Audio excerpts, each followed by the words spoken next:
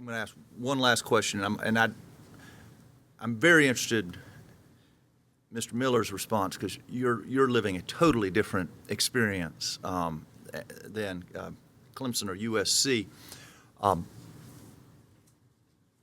Once upon a time, if you wanted to build an expansion onto your stadium, or you wanted to build a basketball facility, or upgrade your weight room, or whatever it was you were going to do, you asked your big donors to kick in some money, and they went out and raised you $100 million, $250,000, whatever the number was.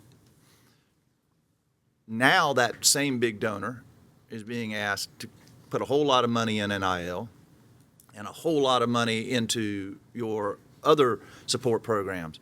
How are you, as universities and athletic departments, prepared for the facility expansions which will have to happen? And is that going to be eventually paid for by the state, or is that going to be, or where are you getting this revenue from? Because I can't figure that part out for you. Well, I can answer that from our perspective. I mean, you look at when I got to Coastal Carolina, we had a 10-year facility plan that included athletics. We've had to reevaluate that because no longer do you need certain facilities to impress for recruiting, when recruiting is really coming down to revenue share for certain sports.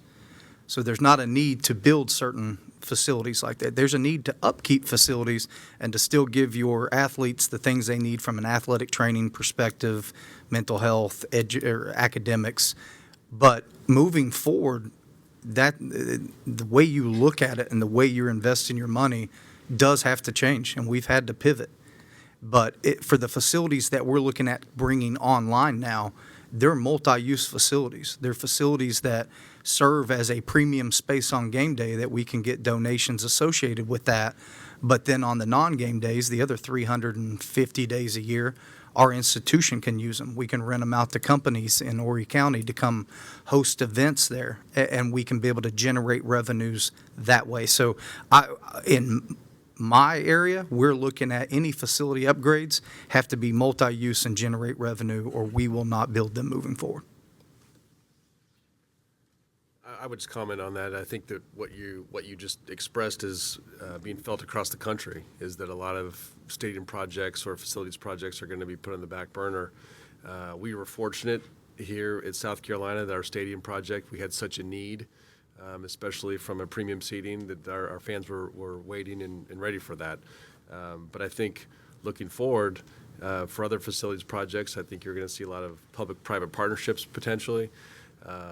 I'm not advocating for private equity, but I think some schools are looking in that direction because they're going to have to find other ways to fund those projects. So we're going to take one at a time, but it's not lost on me. There will be other projects we need to look at relatively soon.